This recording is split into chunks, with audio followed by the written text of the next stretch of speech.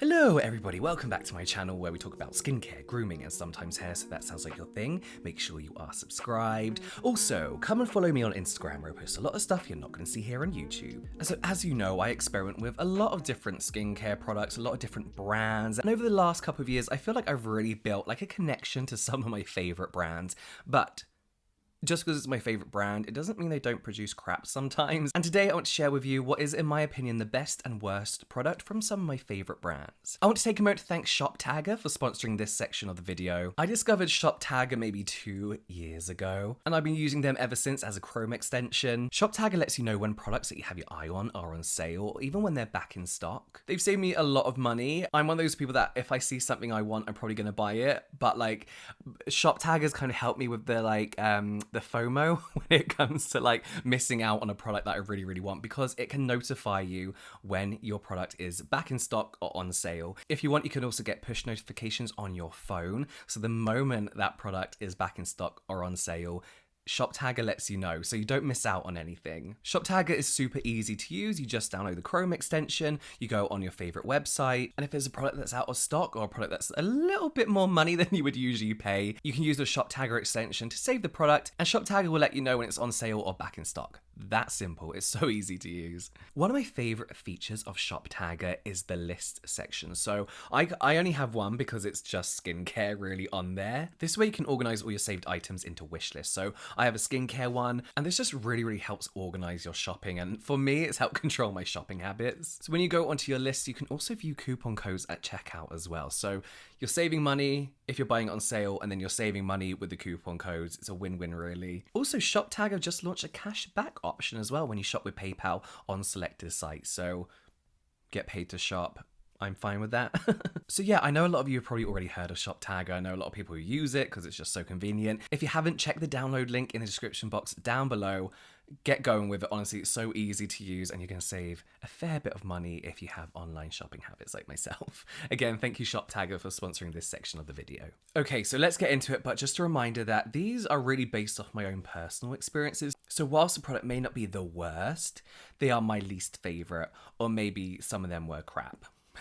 It's going to be a mix of both. Let's talk about COSRX. Probably for me, one of the most stable brands that I've ever come across as far as their releases go. Whilst I know not every product is for me, with those products, I at least see a reason why they made that product. The best product by far from COSRX is the BHA Blackhead Power Liquid. It has the name Blackhead Power Liquid because it's a BHA, and BHAs are known for being able to penetrate those pores, clear out everything from the inside, including blackheads, and reduce the likelihood that you're going to get blackheads as well. And of course, exfoliate. Now, I always refer to this as like a starter BHA. When people are looking for their like first BHA, I always recommend this one. It contains willow bark, but this contains willow bark water, so it's like a gentler version of a salicylic acid. And to be honest, in this formulation, it's most likely in here for its soothing properties rather than being an exfoliant. But we do have betaine salicylate. This is a mix of salicylic acid, which is of course the exfoliating ingredient, and betaine, which is a moisturizing ingredient. So this makes for a really nice, gentle, but effective exfoliant. Along with panthenol as well, we have in there, which is super, super soothing.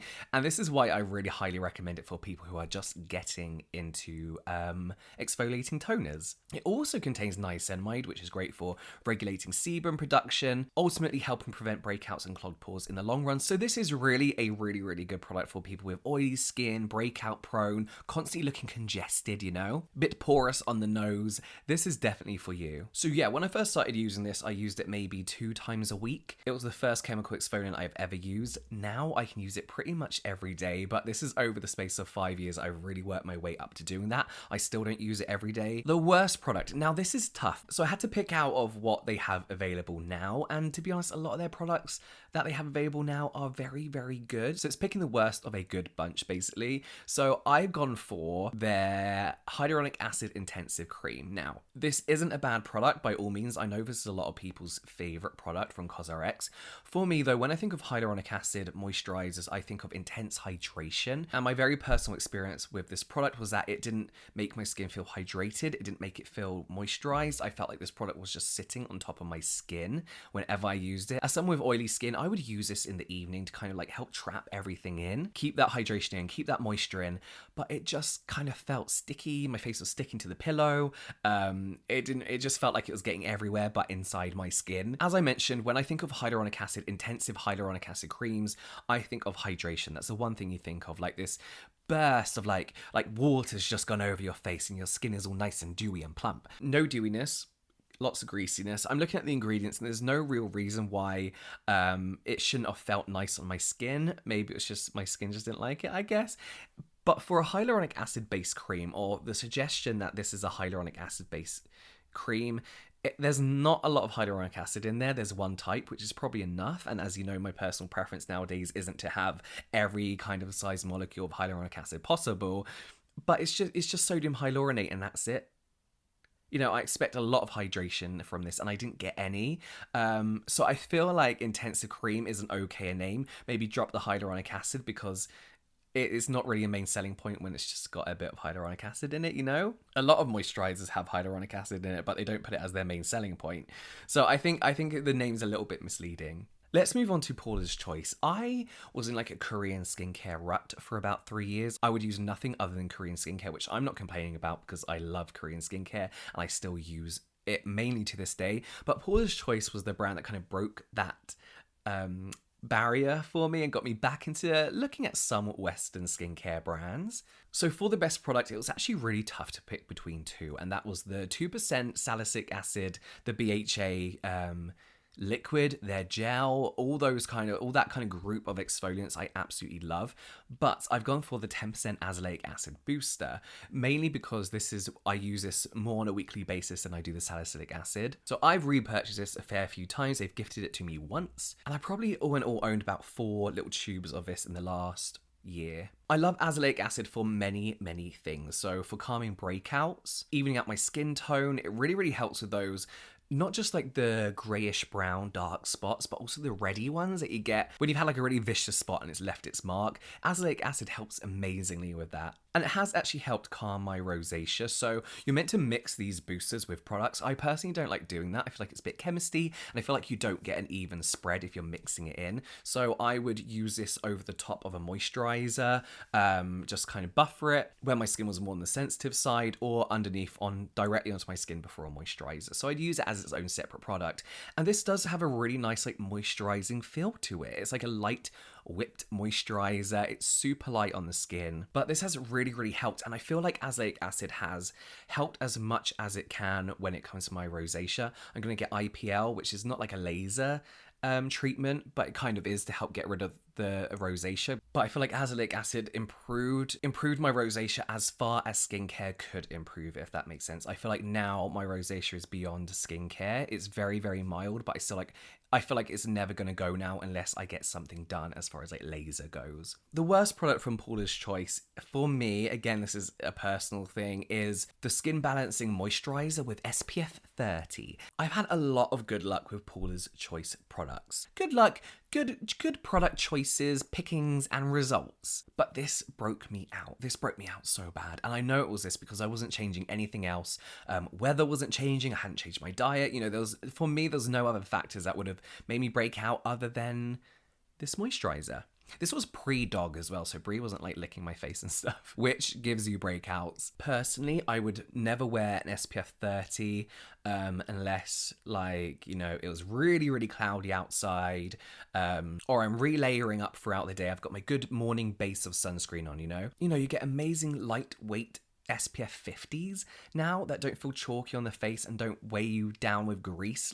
So I feel like there's no excuse to not be wearing a higher factor when they make such amazing formulations with the highest protection you can get, 50 and above, whatever. I don't think this is a bad product, and I love my organic sunscreen filters. Depending on the filter and formulation, however, they can break me out, and this is a thing with chemical sunscreens, is that it's something I've had a huge issue with when it comes to finding my perfect sunscreen is, first of all, because of my skin tone, I look quite pale at the moment, but my skin still is brown, so I can't use like physical sunscreens because it leaves that white kind of chalky cast on my skin. So I have to go for these chemical ones. Some of them break me out, but I have no choice but to try and find another one that's not going to break me out. So it's something I'm fine going through. And unfortunately, this one just seemed to break me out. This moisturizer is also aimed at people with oily skin, and it's actually mattifying as well. And it really is mattifying, and I don't like it. I like doing my skincare routine to glow and, you know, look a little bit dewy. I don't want to then put on my sunscreen after all that hard work and then just be dried down, you know. It didn't dry my skin, but it just looked very dry. And I have to be honest, it didn't make my skin look very healthy.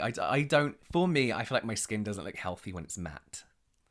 So I just looked a little bit like, eh. Let's speak about sunscreen. Let's move on to Kylie Skin. So this is by no means one of my favorite brands. You will know that if you checked out my Kylie skincare product review. And I always have to do this disclaimer because there's some very funny people out there.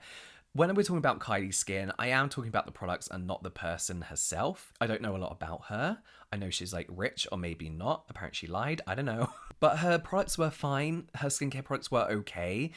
Good basics. If you're like a 14-year-old and you want some good basic skincare, they will do. However, oh my God, her sunscreen, the SPF 40 facial sunscreen. I love this sunscreen so much. This is a great chemical sunscreen. One of the better sunscreens I've used in such a long time. It's completely transparent. It's super, super, super lightweight. When I see products like this, you know, their texture, I presume they're going to kind of have that primer velvety finish to them, which this one does. But what this doesn't do to my skin that I feel like a lot of textures with, like, you know, those silicones and dimethicones in, those primer type ingredients, is it doesn't dry down my skin. I still have like a healthy glow. It doesn't mattify and it doesn't feel dry. And that's what I like about this. Filter wise, it's nothing special. There are European and Korean filters that are much better than what's used in here, meaning regular reapplication is 100% necessary when it comes to using a sunscreen like this. But it's also a pleasure to reapply. Like, it just glides on perfectly. Like, obviously it's completely transparent,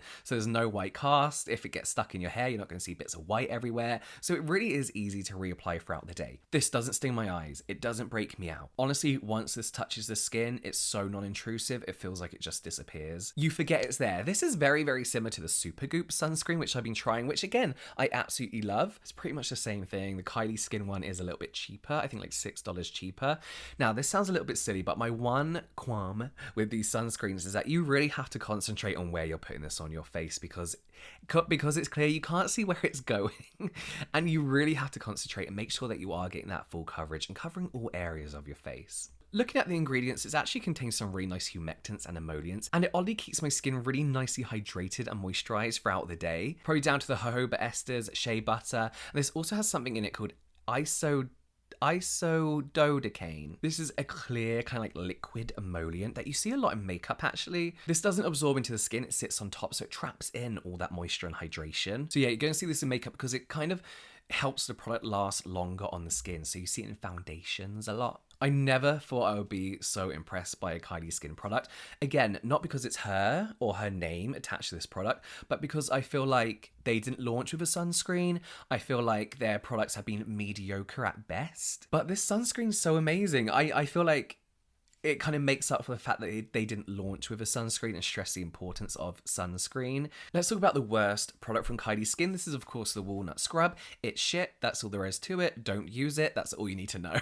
So there we have it. Those are some of the best and worst products from some very popular skincare brands. Let me know other brands that you want to know the best and worst from. I've got a whole library of skincare I can talk about. Leave your best and worst product from these brands down below. I'd love to read through them. But that is it from me now, guys. I will see you next time.